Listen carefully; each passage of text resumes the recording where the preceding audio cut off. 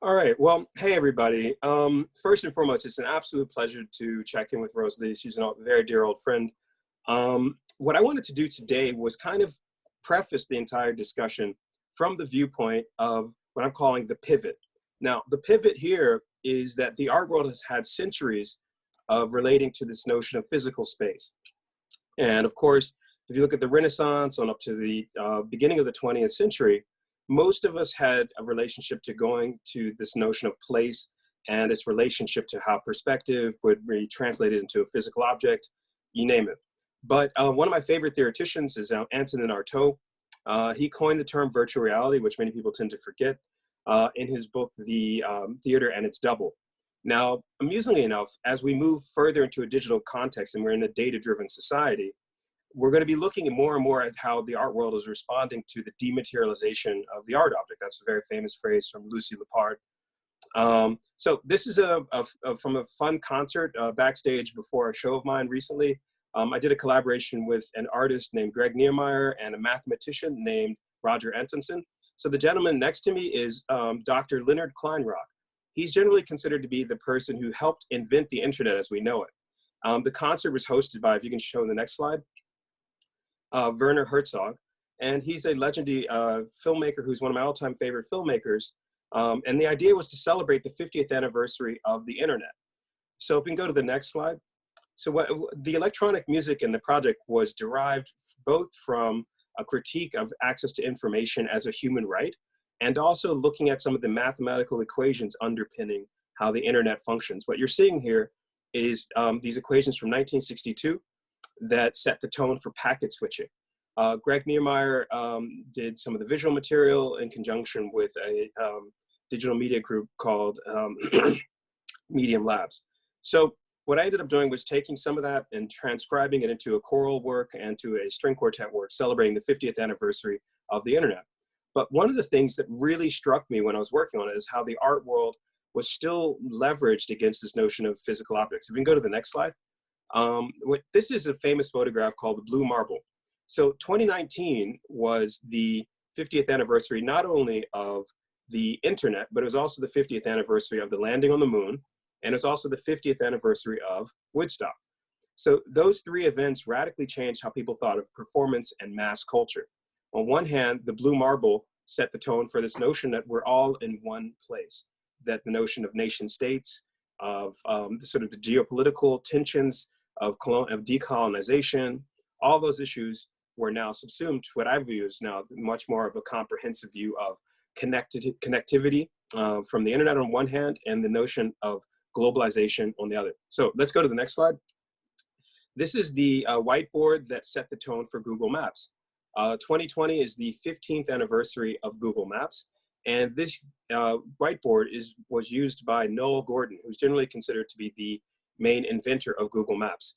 I interviewed him in my last book, Sound Unbound, and also The Imaginary App, which is a book both with MIT Press. So Google Maps transformed our sense of space and time because most people are now using algorithmic navigation. And so as we move further into a data-driven narrative here, these are things that I just wanted to preface as a good way to kind of bring RoseLee into the discussion. If there is another slide, I can't recall, there we go. So this is also one of the first, what you call sort of axonometric maps. And again, looking at Google Maps, this is a map from Leonardo da Vinci. Let's fast forward to the next slide. She made this piece, almost, oops, go back, yeah. And you can easily see that, wait a second, go back one more, yeah. So that was the actual Google Maps perspective. And you can easily see that Leonardo da Vinci was able to draw these kind of maps without satellites. And hundreds of years before Google Maps was able to differentiate between the curve of the planet, how, different kinds of street routes, most of which was supported by photography and street view. So, Da Vinci was able to imagine this kind of perspective from above hundreds of years before we had the technology to actually envision it. So I just wanted to switch to the next slide. As we move into a post-COVID art situation, this is just a couple of months ago. You can easily see how much data just a couple months ago was going through the internet over 60 seconds of time. You had generally about 3.8 million Google search queries, 1 million people logging into Facebook every 60 seconds, between 18 and 20 million texts being sent, something like 4.5 million videos being viewed, again, every 60 seconds. Now, those numbers are dwarfed now by the post-COVID situation because more and more people are using the internet as the basic sense of the agora, the ancient Greek term for the notion of the gathering place in the city, the polis. So before I get to RoseLee, I just want to kind of riff here. There's two terms that I want to have people think about when I mention ancient Greece. The first documented plague was in 430 BC. And it was documented by Thucydides, the historian, who's sort of generally considered the founder of Western history. And this plague sort of radically transformed Athens. And he wrote in his History of the Peloponnesian War a whole series of sort of vignettes about how life had changed under the plague. So here we are in 2020, thousands of years later, and we're still being faced by similar issues. In fact, one could argue one of the main people who was a really powerful figure in Athenian democracy, Pericles, he actually died from the plague in the middle of the war. And amusingly enough, if you look at Boris Johnson, for example, in England, who is the first prime minister to be, diagnosed being infected with COVID-19, many of these issues are still eerily resonant with our time, including the term democracy. If you go to demos, it's the same root word as pandemic, so demographics as well. So all of these issues linger over the discourse. And I think that the Performa Biennial has really been a good place to rethink performance art and its changing and eerily dynamic relationship to the tension between physical arts and the performing space of, human social space. So as we move further into this COVID situation, I thought it'd be great to get RoseLee's perspective on her biennial and what she's up to. So RoseLee, hey, and can you hear me okay? I just wanted to make sure to preface the conversation. Great to see. Great introduction, Paul. Thank you. And to the Brooklyn Rail team, it's a terrific way to keep us off the streets. Not that we need. So I hope you're safe and your air is filtered, right? Yeah. So RoseLee, I wanted to talk to you a little bit about the evolution of Performa, because when we met years ago, you were in the middle of doing Shireen Nishat's piece, which I believe is one of the first commissioned works. And Suzanne Dahim, the Iranian composer, did the opera, the operetta music and so on. But we always had a good sense of humor about that. And the fact that it was new. I mean, the fact that performing arts had to have a special place in the art world. Let's talk about that for a second, because you've now been, this is a major anniversary for you.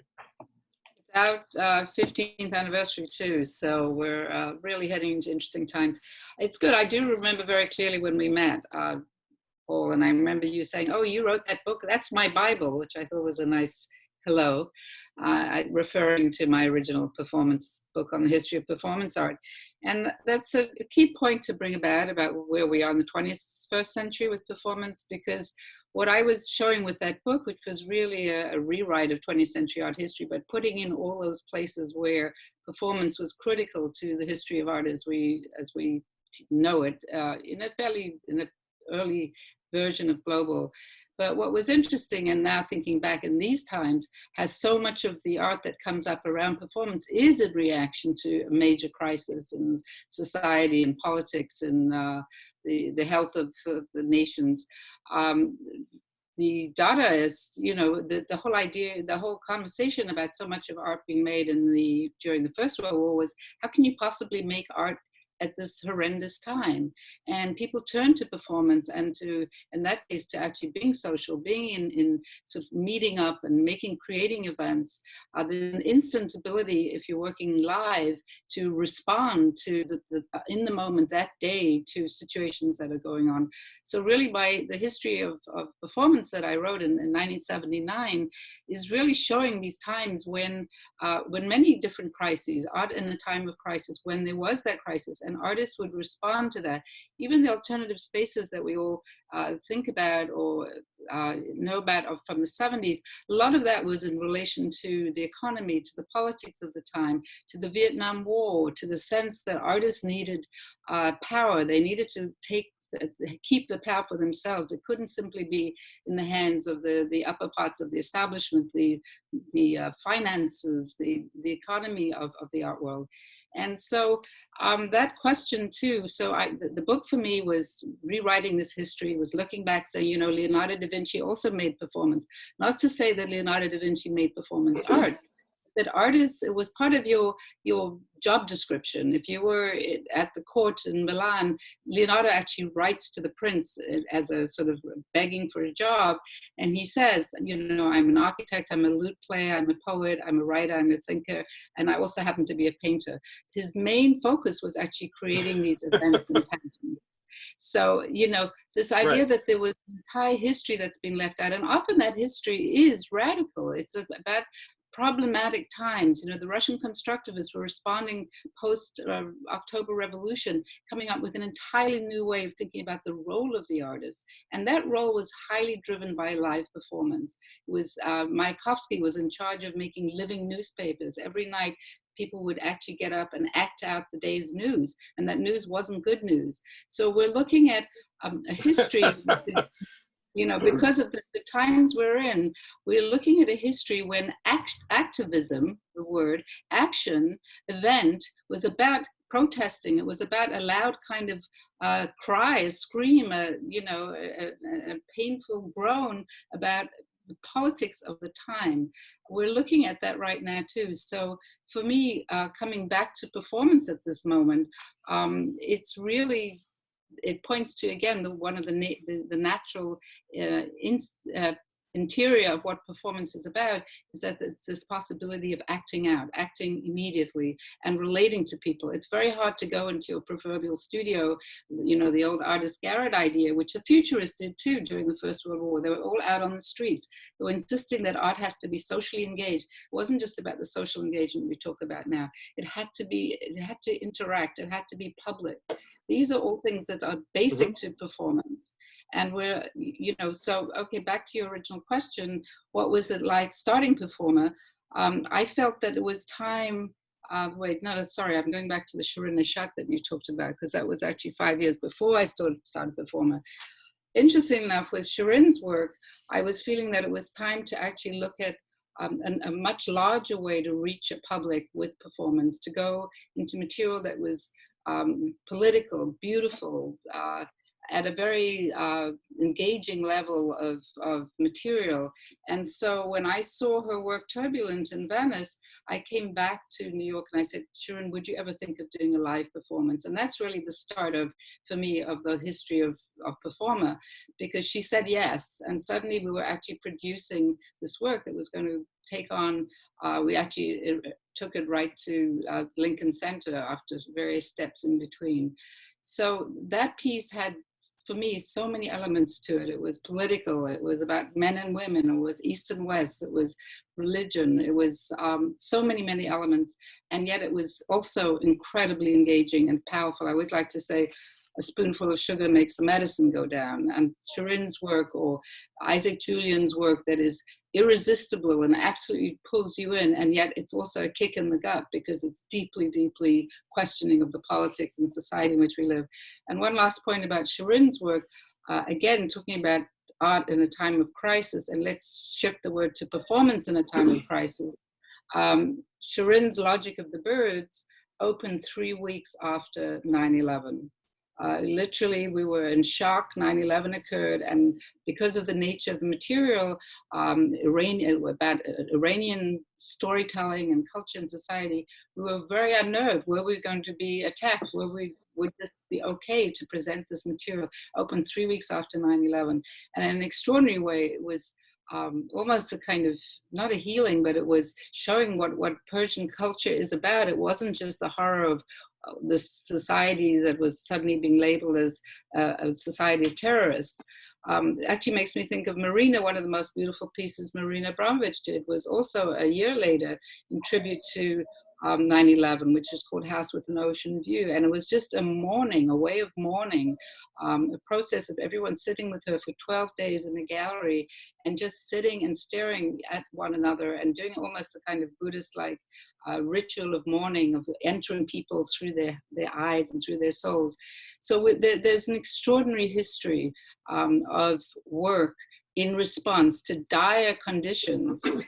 And that's only, I'm talking, this is the last, 15 years, rather than looking back, of course, to plagues of the 12th century and 13th century and all those incredible diptychs and triptychs that were painted by Roger van der Weyden and Memling that are also talking about how do we heal, how do we deal with the terrors, how do we come together, how do we make paintings somehow act as emotional places of observation to really touch you. So there is that relationship to painting as well, but performance at this moment in time couldn't be more crucial.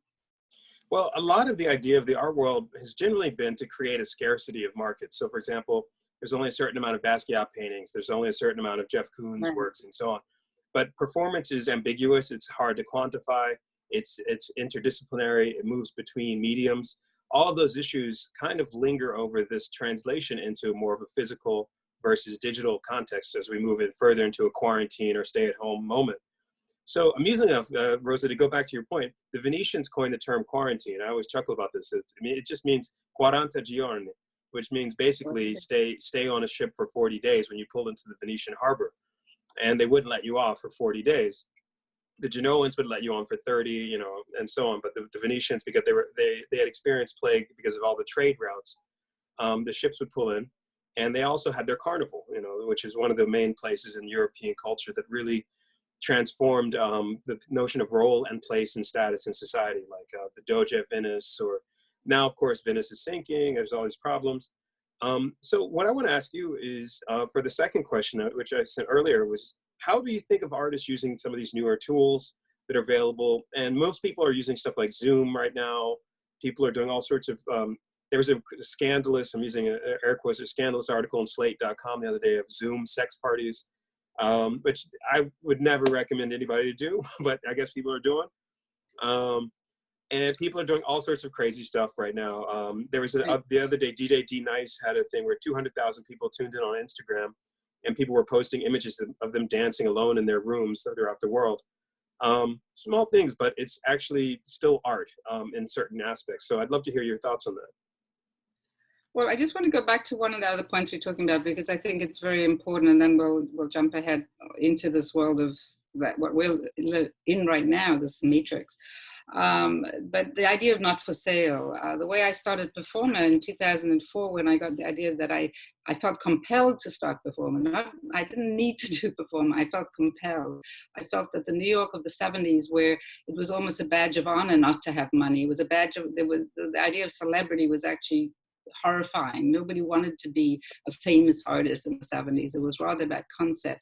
To take that idea, the dematerialization of the art object, what the artists were doing in live performance was materialization of concept. And I wanted to get back to the world of the artist. In 2004, it seems almost puny now, but in 2004, the art market, the top-heavy aspect of the art world, the art fairs that were starting to take off everywhere, the new biennials that were opening everywhere, the marketplace. And I said, no, we have to go back to what artists are thinking and doing and talking. It's what the artist is thinking about. It's not just how the trade is going on. And so the first series that I organized around Performa, and you came to some of those, and I think you were talking on one of them, I called it Not for Sale, and it was intentionally to say performance has never been about sale. It is always about ideas and concept and gripping people, by the heart, by the neck, making things very emotional, and doing it through the material that artists know best, which is visually. So it's a different kind of live. It's not theater. So jumping ahead, when we're talking about moving into, so that was 2004 was a reason to start Performa, because I thought we've got to get away from just this obsession with the marketplace and really find a place for artists to have a conversation again. And that, for me, also was, without nostalgia, was tied to what the 70s in London was about, that we were a community. We were a small group of people living in Soho. You know, I had a 2,000 square foot lot for $200 a month. The streets were empty. There was nobody there. We owned downtown. Nobody came downtown. They were terrified. They were actually very scared. There were just a couple of lamps in the street. So we really were our own sort of closed society in a way. The point, so that was the reason to start Performa, was to build back a community, to build back conversation about the world of ideas, and to, in a way, hold off the sort of the quicksand of what was going on with the marketplace. So hold on, let's unpack some of this for a second, because Yeah. I love this idea of like a non-linear relationship, because your book, Performing Arts, you know, it was really one of those, or performance arts. I keep wanting to make it a verb rather than an adjective, but the whole notion of documenting that was really about ephemera, because a lot of this stuff was not necessarily, you know, museums are a mausoleum of culture. It's where objects go to die. You know, they just put an object in on a wall. Somebody goes to a dinner party, buys the work or whatever. And then of course the art fairs are like the shopping mall for the 1%. So, I mean, it's kind of like, how do we deprogram people out of that? Which is, again, this digital crisis, especially with COVID, is giving people a lot more time. There's a temporal dimension to this, because the unfolding weeks, days, uncertainty, people are kind of translating that into a lot more performative aspects at home. And I've been looking through the web over the last several weeks, because I'm writing a book, actually, you know, that's resonant with some of your early performance art stuff, but it's called Digital Fiction: The Future of Storytelling. Actually, if we can get the moderator, RoseLee, would you mind if I played that one clip from China? It's 1 minute. Oh, go for it. Yeah, I want everyone to see this for a second. On Saturday, the Chinese, literally throughout the whole nation state, made the whole nation pause and played looping sirens. That was really powerful. If you can just, yeah, you'll see for a second here. It's all sirens. There we go.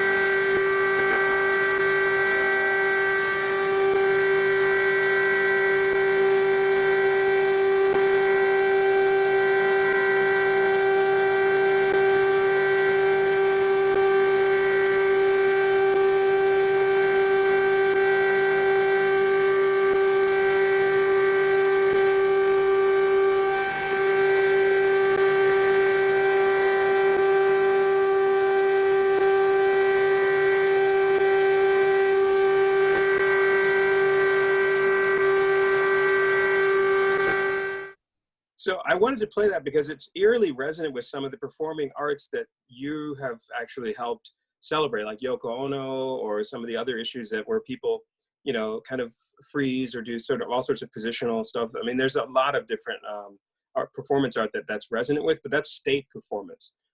So there's a dimension of biopolitics going on here, because people are thinking about the quote unquote Chinese virus that Trump keeps using, but also the consolidation of political powers. So we have biopolitics and temporal politics, because the virus takes a certain amount of time to manifest and so on.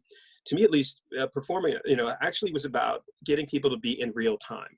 So you're at this event, there was ephemerality. You couldn't actually just watch it, although you documented things, but the live aspect of it. Whereas now the physical object has been displaced by the digital. Most people will tune into something online. More people will see it on the internet than will ever be able to physically be in one space. So I just want to skip to the third question I was going to run past you, which is, what do you think is the biggest difference between physical space and virtual space right now? Because I mean, you're always kind of putting together your biennial from the viewpoint of kind of how artists are dealing with their present kind of series of initiatives and issues. So I just wanted to hear your thoughts on that. And I played the Chinese one because that's like state performance. It was really fascinating. Like Well, 1.something again, billion there's people. so many questions here, Paul. We could be here for hours. I hope everybody's ready to hang out. Yeah, you know, both the political, of course, all the plagues that one reads about, and the one we're living through now is also very driven by political responses. It's been, you know, how the government's reacting in this country. I mean, some of the, you know, how some of the countries have actually just really shut down immediately and really saved a lot of lives doing things like that. So the politics is always part of that, and how we also choose to mark that silence or mark that horror. We will be seeing a lot more of those kinds of moments in time. But really, to get back to this idea of where we are all coming together in this period. I mean, somebody like yourself had your computer under your arms. I think you were born with a computer under your arm, right? You were just around with it. You know, I think you know, it's a moment in time where suddenly we are acknowledging what's been there all this time, that actually this medium is waiting to be created into a kind of exhibition space, but I say that in the best sense, a space for beautiful, I say beautiful, I guess I should be careful there, but it's somehow an aesthetic place as well, because I think up to now we haven't seen it used as a place of you know, beauty, that the scale, the size that you talked about with that early mathematical equation. I've always considered that the computer screen is a place for projecting really extraordinary work by artists. And so our material is always live. It's always covered in in great detail with terrific still photography, and also video that is then edited and worked with the artist to create. It's not just a document. I see it as a part of the piece. It's a continuation of the piece. And so now that we're inside the machine, you know, and living inside our heads, which is a great antidote to what's actually outside right now. I think we are seeing both this immediacy, the sort of impromptu, very quick ideas about how people are making new work, but also an opportunity to show really extraordinary history and documentation. I mean, we're suddenly all looking at movies we haven't seen for years and being astonished again. I watched Wild Strawberries last night, or watching Fellini, and seeing the complexity of some of these films, or going to different parts of the world. And, you know, I spend a lot of time with friends in this situation in South Africa, and what's happening there politically, and how they're handling this, the horror of what's growing, what's coming there. And yet there's a really very strong president at the moment who is taking charge. So where am I going with this? I'm saying that, yes, the main point I want to make is that this square that we have in front of us is a place for really beautiful work to be seen. And so with Performa, I'm the one person who always said, when there was a lot of argument in the 80s and 90s, that you had to be there. And I always said, I wasn't at the Battle of Waterloo either. I wasn't at the French Revolution. We see things, we know things from in so many different ways. We read it in text, we see drawings, maybe we see photographs, or we see film, and all of those compile to give us an understanding of humanity and the history of humanity, and sort of the history both of intellectual life, of social life, of political life, is done through visual. And this medium here that we're in right now today is ready and waiting to be taken on at a very high end of, let's call it high art, because we're all in the art world. We're looking for work that is both exhilarating, that is knocks us, you know, moves us, makes us weep because it's so beautiful, that it's also really intensely driven by a sense of what is the humanism, what are the humanities at this point in time. So I think we're actually going to be looking at a new level. The pandemic is forcing not only rethinking about what is the nature of performance, what is the nature of the ephemeral. It's very different to see performances, and I'll show you our trailer from last year that we have a small edited version. to see that work and to recognize its meaning. It's very different from trying to walk inside a gallery as a virtual gallery or a virtual museum. So what I'm saying is that performa and performance is made to be re-seen, to be seen again and again and again in many different forms.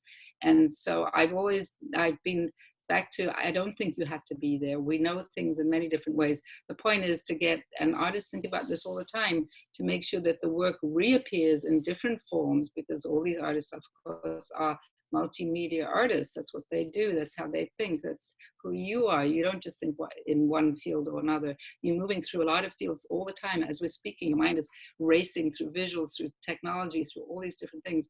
So we're going to be seeing, I'm talking again now and not about the day-to-day horrors of what people are living through, but rather a kind of art archive that's been built today as we speak. We're going to be looking at new levels of really extraordinary work online that we haven't seen before.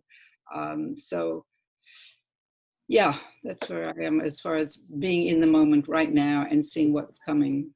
Did you want to play your trailer for the I think so. biennial? Just it's out of context because we're talking, not out of context, but yes, just let's look at it visually to talk about what work can look like on screen. And there's so many things to talk about in terms of the history of Performa, but let's look at that, because to make the point that screen can be a place of beauty. Okay.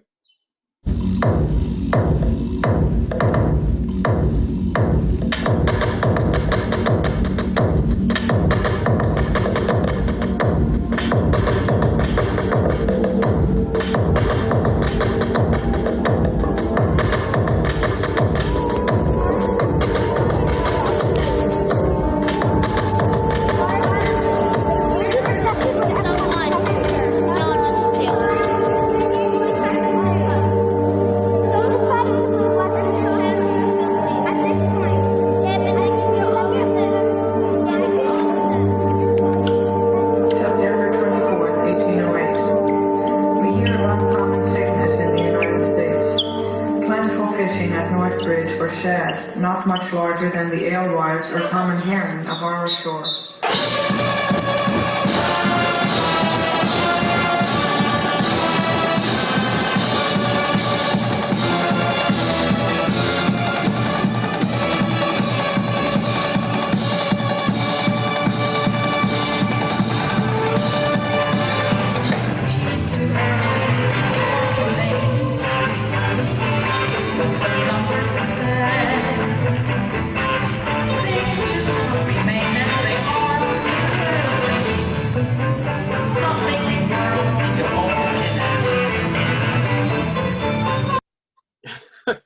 Well, a little tough to put 30 seconds up to show history of 15.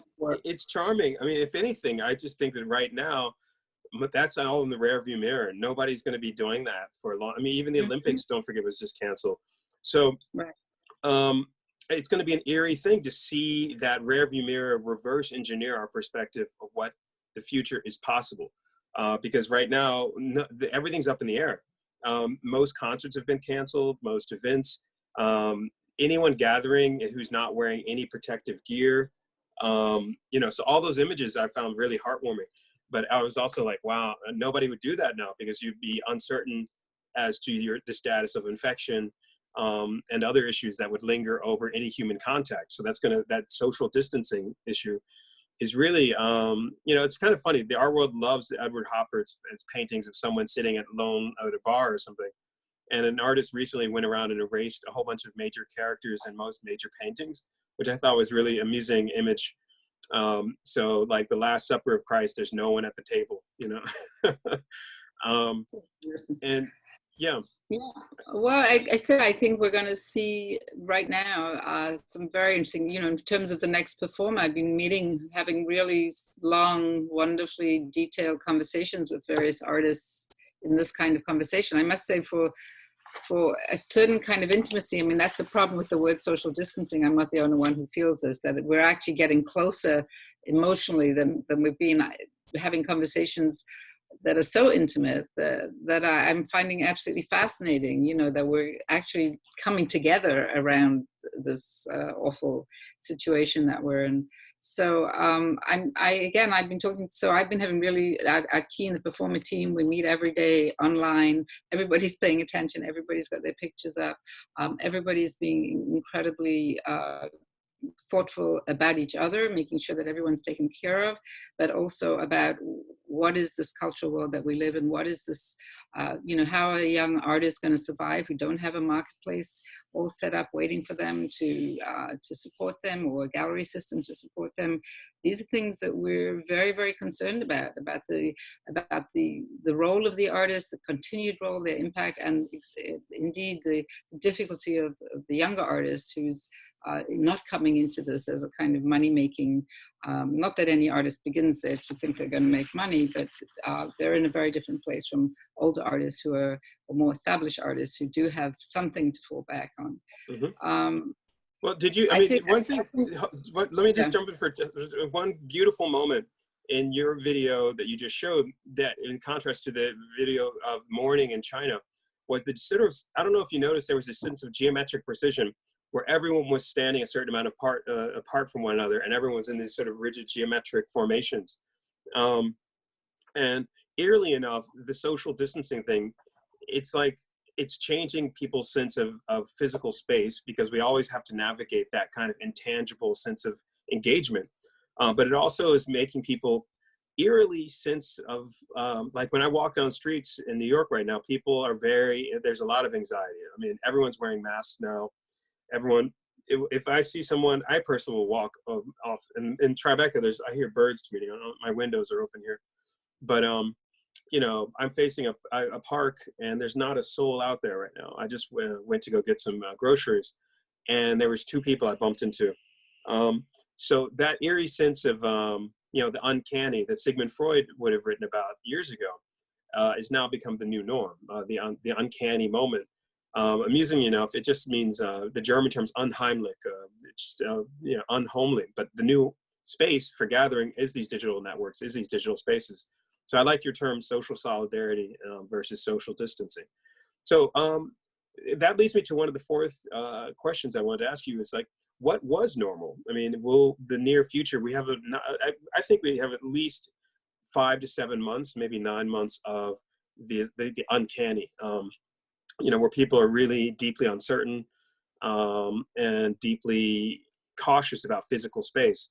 Do you have any thoughts on that, or what are you're also working in I think we're going to come out completely different from this. There's no question about it. But I think the good side is, there's always the good side. The good side is that we're being allowed to quiet down. We're allowed to be more thoughtful, to be more caring, to intentionally be more caring to everybody we know, because everybody is suffering. I think there's a lot of goodwill and goodness, but I think in terms of art, we're going to see, as I said, day to day. I think artists deal with the changes. They're always the canary in the coal mine. They pull out the new aesthetic very, very fast. There are artists thinking and working this way, whether it's an established, highly regarded, highly visible artist, or somebody emerging, a newer, younger artist coming out into a sort of more public realm for the first time. There will be really, really interesting work, and really strong work, and emotional work. And a lot of the fluff will fall away. We're not going to just be talking about which plane are you taking to wherever, and how everybody's so exhausted from jet lag. That conversation, thankfully, will stop. We don't have that kind of time right now. Time is very precious, and we're truly anxious about our friends and how everybody's going to be. So I'm seeing and the conversations I'm having with artists, in each case, it is so powerful about how they are immediately reacting to the situation. The work we're going to be seeing for the next Performa Biennial, and there will be one, is work that is responding to this. Some of it has already been quite a revelation to me about how certain artists are going to materialize, or are dealing with the present, and then how they will eventually bring it into reality a year from now. We don't know, but they're in a process of changing. So yes, it will be very, very different, but you know, there's always that sense of this is a time to really work and to be thinking and to stave off the sort of terrors of outside and to really use it internally to internally think about, you know, what's that next project that one's making in a very profound way. Okay.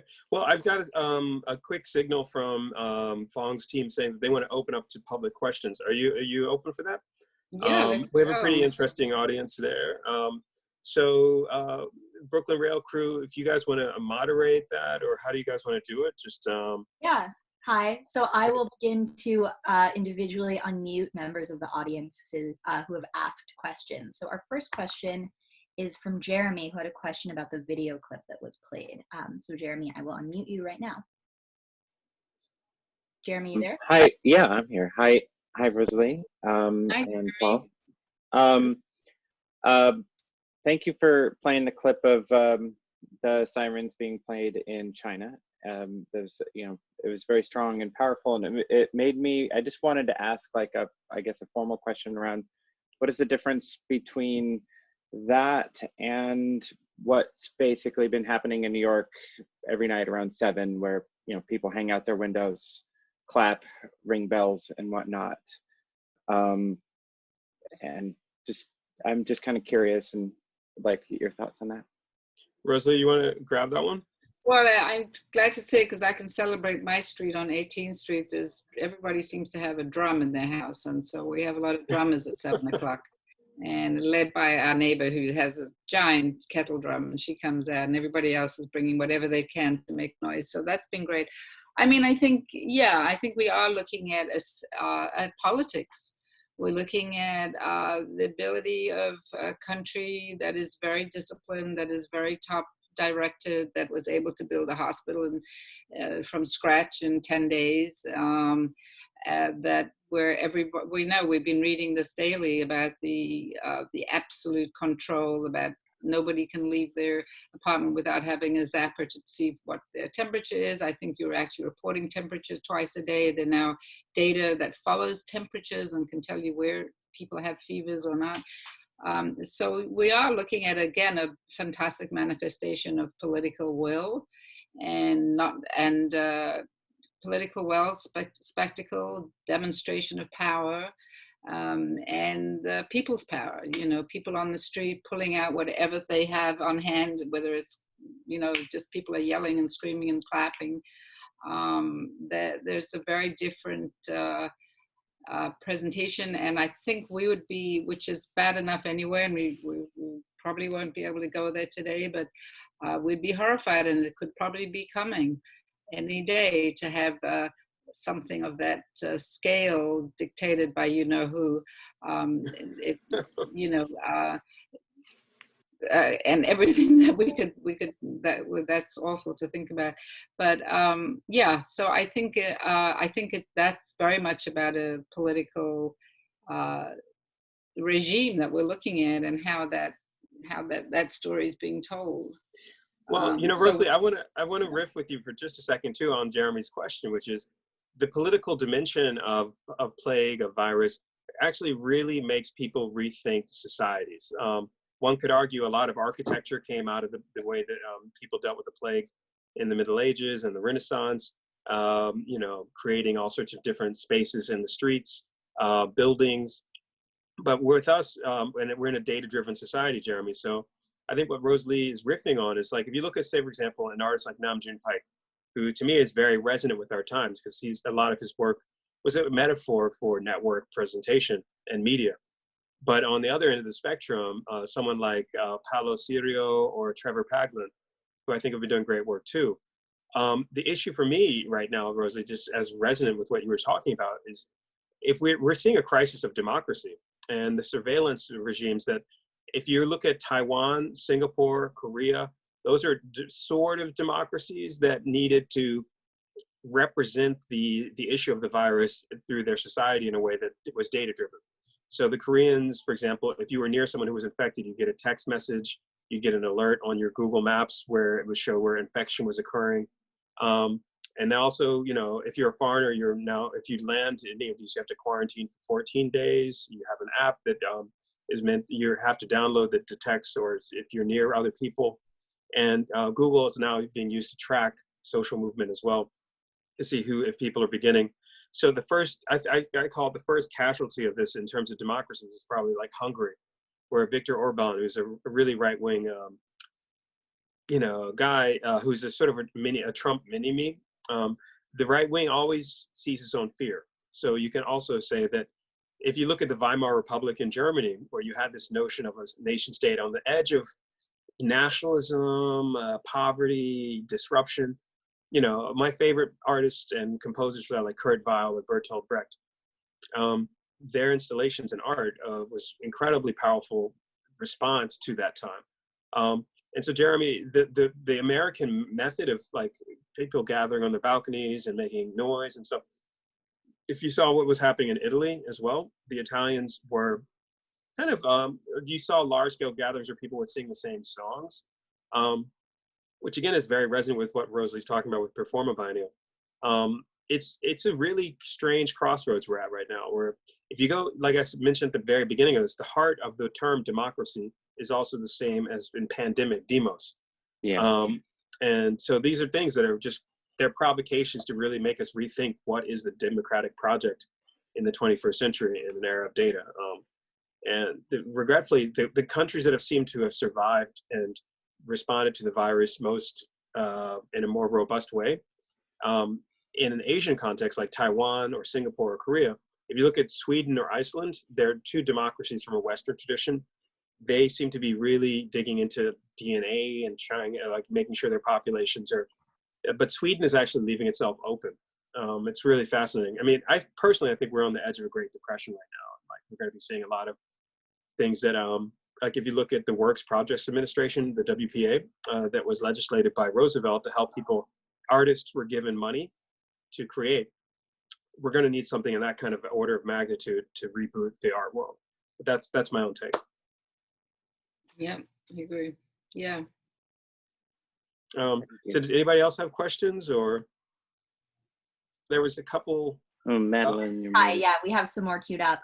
Corinne, I'm not quite sure how to pronounce it, but you're next, and I'm going to unmute you right now if you'd like to ask your question. Hi. Do you see me? Hi. Hi, Paul. Hi, RoseLee. Good to see you.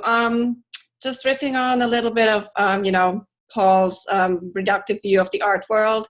I'm sorry, but I was just wondering, RoseLee, I love Performa. I've been to many of the performances, but it's still a very sort of elite art crowd that goes to see Performa events. And I was just wondering if this situation that we're in right now, is that an opportunity for Performa to broaden the audience? Maybe the audience, but also the actors themselves? Could that be opened up to a broader audience? That's a great question, Corinne. I don't know if it's elite crowd so much as an art world. We live in a very particular sociological groupings, and the art community is a pretty large one. But I wouldn't say that I would say the people the demographic, to use that term, who come to Performa are actually, it's broader than you'd think. I mean, we are always trying to reach a much larger public. And it's broader than you think, both in terms of where people are coming from and also, I mean, I would say they're not elite. They just happen to largely be people already in the community. So, but it's not because we're not making an effort to reach across a larger groupings. I would say the material, I've always tried to make sure that the material is accessible, that the work we show, which is different from work you might show during the year, but somehow I always believe that a biennial, the moment you say biennial, it means public. And by public, it means you make work that can be reached. It's not about being too conceptual for an audience that are just not going to get it. It's not about alienating audience. It's not downplaying either, but it is work that can be absorbed by a lot of people. How far we reach, how big that audience can be, in a way, is more to look to what's happening at places like the big museums now that actually And they say it themselves, I don't have to say it for Performa, but they were watching Performa grow over 15 years, and they have the capacity to make it a much larger group because of all the tools that they have as a bigger institution. So I think performance does have potentially a much greater audience. You have people like Vanessa Beecroft making work for Kanye West. You have Solange wanting to do performance. I have people, all kinds of people you can't imagine in the sort of Hollywood film world, or actors calling me and say, we really want to work with you. So there's a sense of that in its quite abstract way, it's also able to reach a large group. And again, I know what you mean about it being an art world phenomena or something that is about a fairly small community, but actually not that small. I mean, worldwide, we have extraordinary amount of followers. I mean, one year on our website, we have 5 million hits on our website. I mean, I know it's not individual hits, but I think there is a large interest. And back to the fact that places like MoMA, like every single museum right now, and I think that it is acknowledged, the Met, the British Museum in London, there isn't a museum now that does not have very newly formed performance departments and performance curators and performance series. Again, I would like to think, I know that Performa triggered this by showing that it does have the potential of much larger audiences, that people are fascinated to come together, to actually be in a museum often and have a connection. It's much easier to look at another body, to read another body, than it is to feel a connection maybe to a very abstract drawing by a Cy Twombly or a Rothko or something. These are things that we need. Often people feel they need art history to be able to enter that work. So you're right, there's enormous potential. It's not because we don't try. And I think the fact that Performa has impacted every museum around the world that now has a performance art department is a factor in that. It's still a world. It's still a cultural entity. You name it, the Louvre, just go through every museum, they all have performance programs now that they did not have 10 years ago or 15 years ago when we started. Correct. Can I quickly respond to that? I think that's a great influence of Performa on museums. And as you know, I work in the museum world.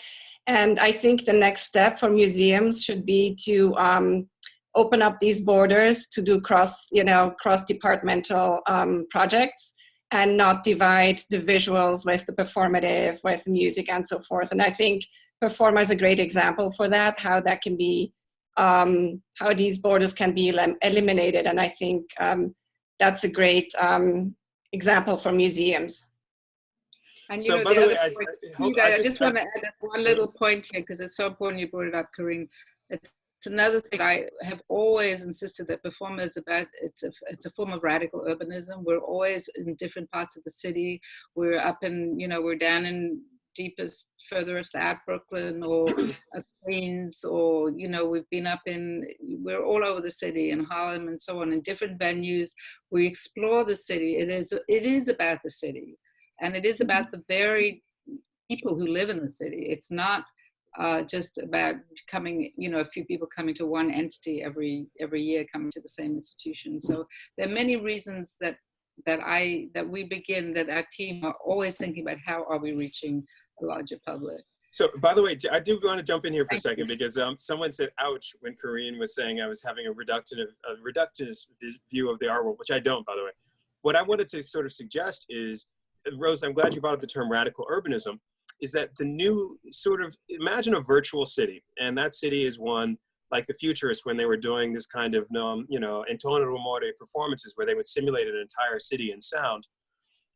When Luigi Russolo wrote his book in 1915, The Art of Noise, Arte di Rumore, or if you even look fast forward from there to Guy Debord and the Situationists, where they had these new maps of virtual cities and sections of cities that would be cut up and pasted into all sorts of different collage cities. That's the way we live now. Someone is like, I just played you guys a clip of someone in Beijing listening to sirens, or RoseLee's looking at a historical piece and putting a video. Most people these days are in a wildly kaleidoscopic, nonlinear relationship to the media and the performing materials around them. So when you talk about performance at a museum, RoseLee, the issue is going to be all of that is now on pause for at least the next several months to a year. And we're going to have to rethink how museums respond to that. So many museums are engaging with, they're pivoting to digital, and they're trying as much as possible to figure out. And I think that helps keep those places alive right now, because we really need to not have inertia there, because that sense, as Corey was mentioning, museums have whole departments now on pause and people are being let go. There's a tremendous amount of economics happening because our jobs are in limbo. So I'm just trying to sort of be a provocateur, so to speak. So Corinne, to go to your question, it's not about reductionist model, but it's just saying the 20th century silo for physical art objects versus performance is now, we're now in a data-driven narrative, and we really need to have the art world step up to the plate. Jerry Saltz just wrote an interesting article in Vulture called The End of the Art World.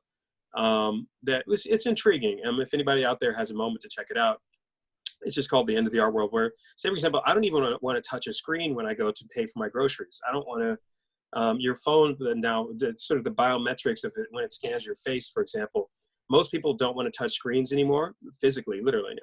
So if you tap your credit card when you do Apple Pay or something like that, all that's going to be changing your relationship to the screens around you. And that's just the tip of the iceberg. So anyway, I just wanted to put that out there. Let's hope that part doesn't stay. I don't think this virus, even though it apparently is going to be, it has potential to sort of flare back and so on.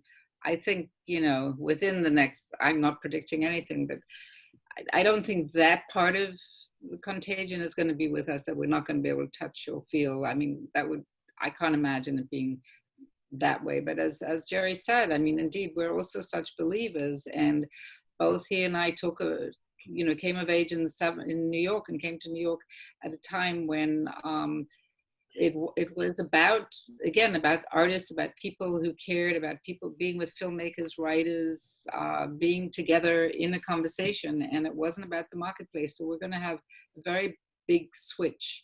But right where we are now, I go back to the point I made. As you say, the museums, they've had digital departments for a long time, but you couldn't really they were sort of there for all those people living in somewhere out, wherever, who couldn't get to New York. And I'm not even sure who was looking at them. Suddenly, like performance, this area, the digital, those departments are going to become so important. They are important today, because if they don't get into a place where that program that they're putting out there is really knockout, everyone's putting programs up and everyone's walking you through a virtual space. I think the digital programs the digital departments are suddenly the most important departments in that museum. Whereas before it was always, it's part of education. What are they doing? It was always a sort of secondary, which, because they wanted to get people in the museum to see the actual thing. We're going to now start seeing very interesting, very innovative ways of making art online, on a computer, and museums, the digital departments, like the people in those departments are going to have a pretty amazing time being so creative and coming up with new ways to dazzle us through this machine. Mm-hmm. And I just want to say something. Then I have to actually jump off to meet with our PR department from the Parish Art Museum to talk about these kind of initiatives that we're doing with the museum. But I think this crisis is going to change the museums for good. It's not just during this crisis that museums now have to change how they, how they do things, how they present art, how they engage with audiences. But I think it's going to stay forever. I mean, and I think that ties into what Paul said. I think museums really have to, get out of the mausoleum kind of status and become much more. Museums are evolving all the time, and thank you for being on with us, Corinne. It's really great to have you on. But just an answer to that question, though, museums are are always changing, as the galleries. I would say the last 10 years, it's almost that there's been a flip. In New York, at least, the Chelsea galleries have become the new museums. They're the ones who have the funds to do a whole exhibition of Fontana or Manzoni or Picasso.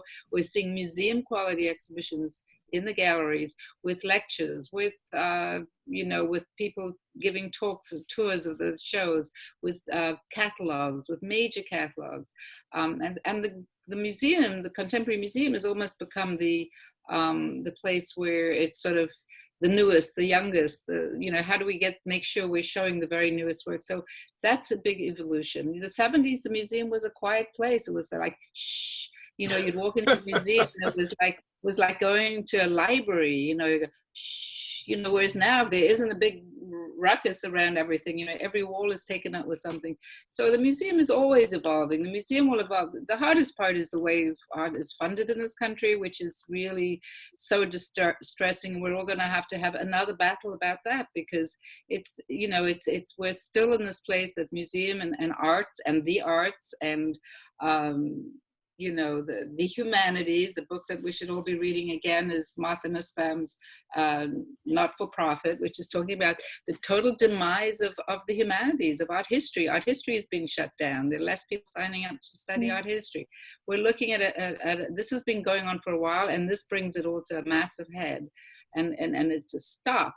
But the museum will continue too, but it's the financing of the museum that has become such an uncomfortable place, disturbing, shocking place, and the way that the arts are thought of in the big picture of government, where we put that, those are the places that it's going to take really brilliant individuals and groups of individuals. And I don't even know if it's protest so much as getting on the inside and somehow, I don't have an answer yet, except we've all got to become even more activists than we thought we were before, because the funding of the arts is painful.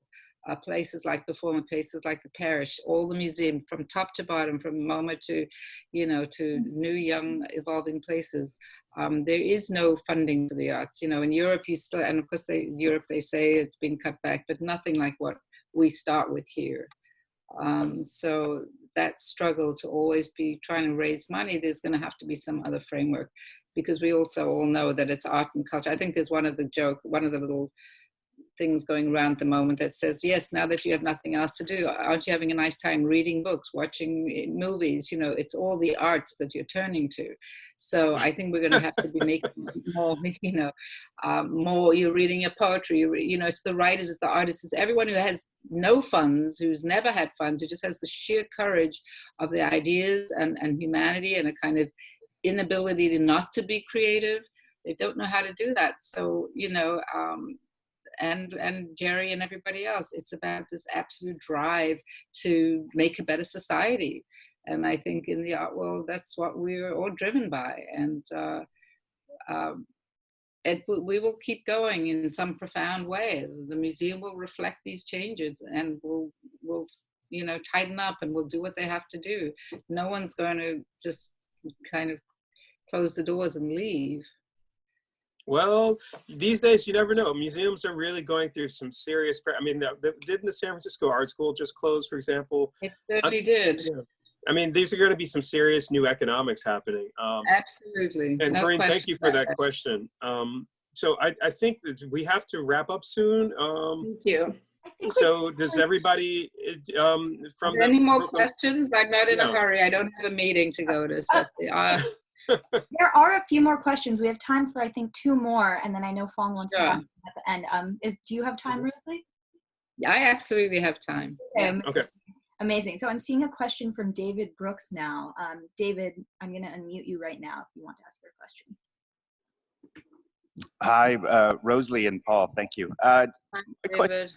I was still in high school and middle school in small town Indiana during the kind of center of the AIDS crisis, but before I came to New York later in the late 90s. But friends of mine that really lived through that, the apex of that moment, and as practicing artists have seen some similarities between our situation now and the situation then. Obviously, this is much bigger today, what we're seeing in a way ubiquitous, but this ideas of the fears around it, the kind of but also the demonizing of people around it. And so you can kind of really see how it's affected the artwork being made at the time. But do you have any thoughts on that, about what we can, is there anything to draw from that period in terms of like the nerve or the nervousness of the artistic kind of spirit at the moment and where we're at today? So RoseLee, you want to go first on that one? Sure, thanks. I think you're absolutely right. In fact, I just decided to change my class at NYU for next semester, because I feel it is about the art of crisis. And I'm really going to look at exactly that issue about these times when we've been terrified, and it's usually the difference this time is that it affects so many more people. It's not just demonizing one small group that people don't feel connected to, and there was so much, not just denial, but really ferocious attitudes about what was going on with AIDS, and it's really horrific. But I do again think that, you know, for us, maybe I'm just too focused on what artists do, but I think that the AIDS activism as presented by the artists, how that changed our perception, how those images that act up changed the way it was effective. I think it's the artists who make visual storytelling powerful, and that's actually what we have that remains with us. And I think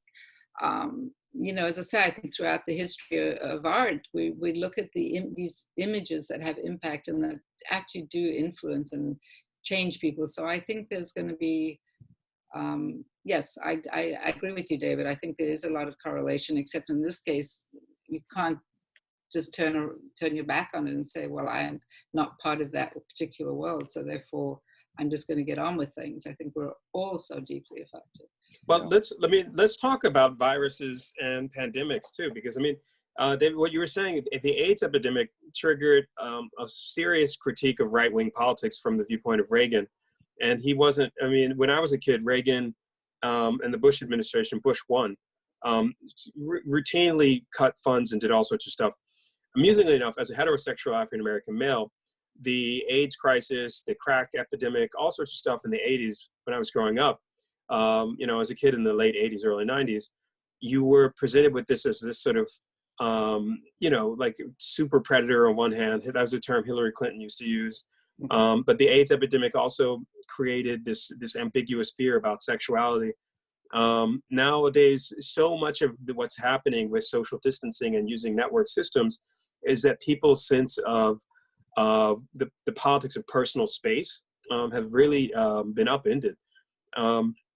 For me as an artist who uses digital media, I've been fascinated with seeing how the politics of presence, especially with DJ culture, electronic music, so many of the issues where I call home, everything's shut down, and there's no question about it. Most major festivals of 2020 are canceled, most major events, concerts, you name it. So I've had to really rethink my own strategy as an independent artist, because I also do visual art.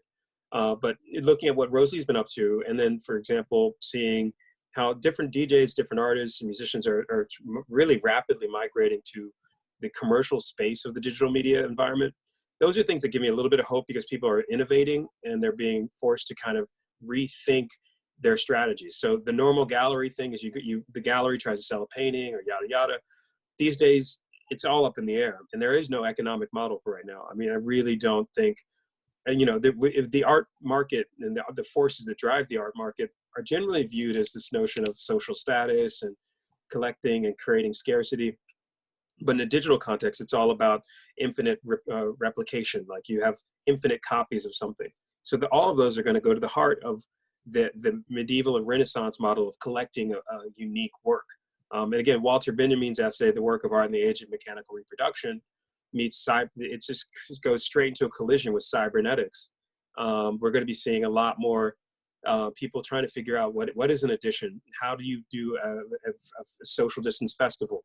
How do you rethink what is urban space in a hyper globalized or continuously present 24 hours a day, 7 days a week present moment? So these are all, you know, provocations I want to just leave hanging in the air there. And I think Performa Biennial, RoseLee, to her credit, has always been celebrating these kinds of new urbanism approaches to rethinking, you know, time and space in a highly ambiguous context. So I think we have one. Space is right here. You know, I was suddenly, while you were talking, Paul, to interrupt, but I was suddenly thinking, boy, we need John Cage right now. We need, you know, those thoughts to. I think John Cage would do a great version of that Chinese, or maybe Yoko would do. You know, Cage would do a great version of the Chinese, get everybody around the world, but I think it would be something less political, that's for sure. Yeah, and don't forget some of the first artists to use satellites were Nam June Paik and Joseph Beuys. or you had other artists, you know, I mean, the artists were always going to hold a mirror up to the times. And I'm a huge fan of the fact that Antonin Artaud coined the term virtual reality. So these are all things that, you know, this is going to be a crazy time. I'm just looking forward to being alive to see it. I mean, who would have guessed we'd have someone like Trump? His whole administration comes out of reality TV, which I always, Steve Bannon just produced a new movie recently called Claws of the Red Dragon. It's a terrible movie, but it's if you want a sense of humor, it's free on YouTube. And it's about the paranoia about 5G technology in China, which of course there's problems, there's issues, but anything out of the Trump administration right now is based on the fact that, like, Steve Mnuchin was a former movie producer. Trump was a racist game show host. I mean, you couldn't make this stuff up. If you had told me, you know, 4 or 5 years ago that Trump would be president. Yeah. Is there any more questions quickly though? No. If we have time, I think we have time on our end for our team. I think we have time for 2 more. RoseLee, does that Yeah, work? let's go. Sorry, Paul, I just wanted to see what else people had to say. Absolutely. So, and also, if you didn't have time to ask your question today, please consider coming to one of our events this week or next week. There were so many wonderful questions today, and unfortunately, we just don't have time for all of them. But Jenny, I'm going to go to you right now. Jenny Vogel, if you want to ask your question. Hi, I hope you can hear me. I really like the term politics of presence, and I was just curious if you've seen any interesting artworks that use this kind of new politics of presence, where everybody's online now. It's a kind of different audience, and how artists have adapted to that. If you have any interesting cases where you've seen those. I think my answer is stay tuned. I think it's in a way where it's only been a couple of weeks for us here since it's all begun. And I certainly know that it's out there, that this is what people are looking at. I think the first reaction is, let's just all get online, let's be conversing, let's have a conversation, let's get going, you know. Let's do it. You know, my team, I said, has anyone seen anything great this week? Maybe Paul, you have seen something. I think it's coming. I haven't seen it yet, but I know there's going to be, and we're certainly working on some programs at Performa that we will be announcing next week. You know, there's that moment of total shock, and you do get into the space. Is it right to be moving on to make incredible projects when, you know, my dearest sweet friend Maurice Berger died 2 weeks ago? I mean, I was like, there is that moment where you recognize in times of crisis, is this the right, can I just keep going? Yeah, I mean, it was heartbreaking to hear about him. Driscoll, yeah, who also passed away. Driscoll was a really renowned African-American art historian. Yeah, him and Maurice. I mean, there's so many people passing away that it's like, yeah, I mean, these are times that, I mean, I in my entire life, I never thought you'd be in the middle of like a neo-medieval plague. I mean, you know, I remember when SARS first happened a decade, some change ago.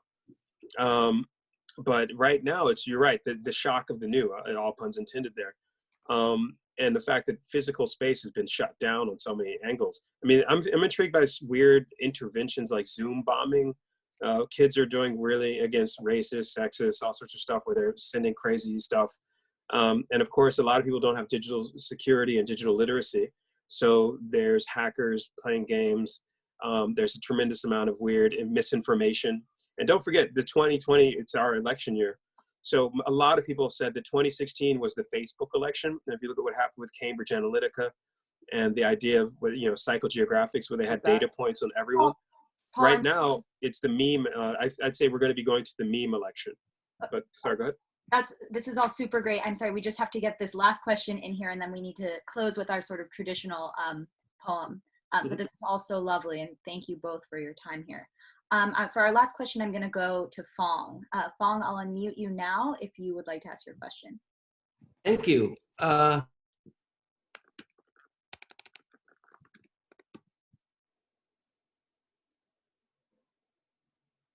What? You guys there? I'm not sure. I'm not quite sure where Fong has gone. So let's give this 1 or 2 more. Okay. I think he hit a wrong button there. Yeah. Jenny, thank you for bringing your child onto the. I hope we have some that's Can you where Fong, are you back? I think we lost you for a second. for some reason the computer freeze? Okay. There we go. Okay, great. Fong, glad to have you back. If you want to ask a question, Yeah, I think we're ready to go. I just want to comment earlier about Italy, particularly in regard to futurism. We also tend to forget how Trump admired Mussolini. It's all about the mobilization and deployment of speed. This is very important to remember also when Manoretti, who wrote the Manifesto of Futurism, was 1909. And 2 years or 3 years later, must have been 12, I think, leading to the First War. Mussolini was the editor of the very famous official newspaper of Italy's Socialist Party. It's called Avanti. Remember, RoseLee? yes, absolutely.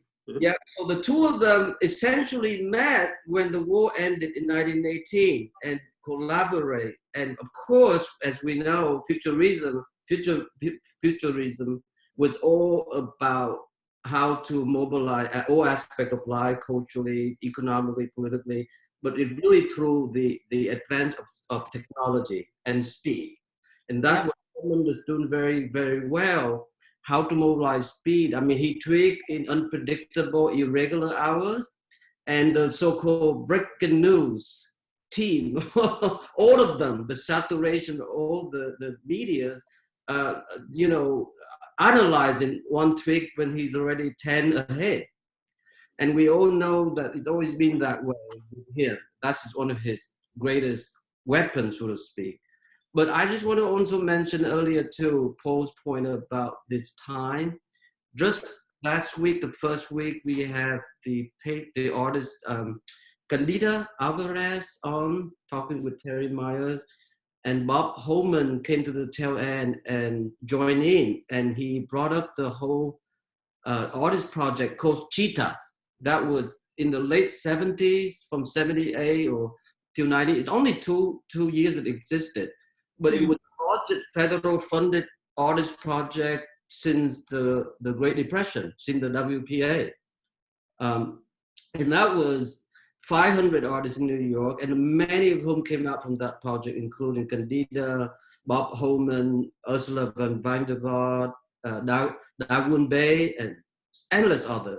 So yes, it is very, very hopeful, especially now that you are reading Martha's Nussbaum's book, and I'll be interviewing hopefully next Monday, William Adams.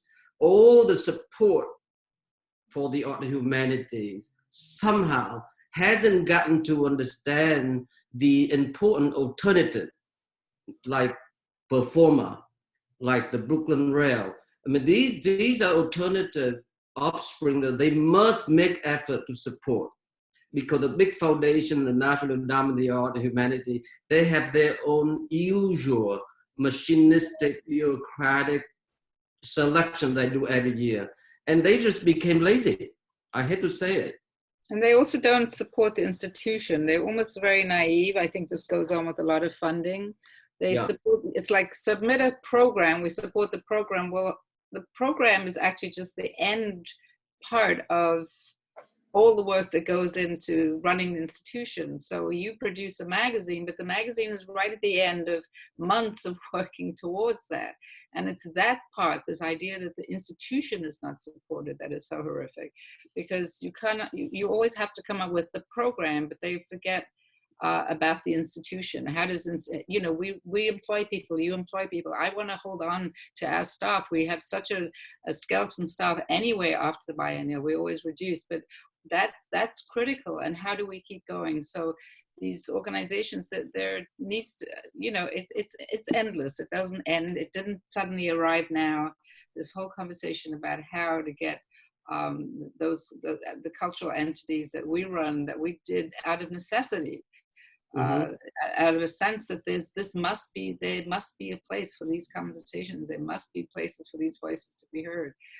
That's where the funding has to come, not just for programming, but for the people who run the programming, and to maintain those institutions, so you don't, as with you, and have to worry every week about whether you're going to turn the lights on or not. you know, that's the crisis. That's where we have to start right there as well. You know, from start at the bottom and filter up, trickle up. Yeah. It's possible. Well, let's work together toward that goal. Done. Thank you so much for this. I'm so glad we finally had a longer conversation. We always meant to. Well, thank you. Always great to chat, and everybody for being here. So And stay safe, everybody. Two quick things before we all depart. First of all, I Yes. just want to thank everyone for coming. This is just such a wonderful opportunity to gather in the midst of sort of this instability. It feels really wonderful to just gather as a community. And if you want to come tomorrow, we have a really exciting guest, a professor of security studies. So the conversation will be really pressing and interesting. And then we're going to end, as we always do, with a poem. The Rail has a tradition of closing each of our lunches when we're in the office with a poem read by one of our staff members. So today, Malvika Jolly, a wonderful member of our production team, will be reading a poem. Malvika, I'm unmuting you right now. Thank you all. Hi. Thank you all for this great talk. Today I'm going to read a poem from Anne Carson's performance in verse, Norma Jean Baker of Troy, which was just published last month through New Directions. So the collection, she basically fuses Helen of Troy and Marilyn Monroe, but it's like a dictionary. So this poem is called History of War, Lesson 3, and it starts with a dictionary definition, harpazo, meaning in the Greek to take. If you pick a flower, if you snatch a handbag, if you possess a woman, if you plunder a storehouse, ravage a countryside, or occupy a city, you are a taker. You are taking. In ancient Greek, you use the word harpazo, which comes over into Latin as rapio, rapere, raptus sum, and gives us English rapture and rape. Words stained with the very early blood of girls, with the very late blood of cities, with the hysteria of the end of the world. Sometimes I think language should cover its own eyes when it speaks. Thank you. Beautiful. Thank you. That was great. Thank you, Paul. Okay. Thanks, everybody. Thank you, Colin. Thank you, Madeline. Thank you. Thank you, everyone, for coming, and hope to see you guys again at 1 p.m. every day. All right. And stay safe, everyone. Seriously. Stay safe. Thank you. Okay. All right. Bye.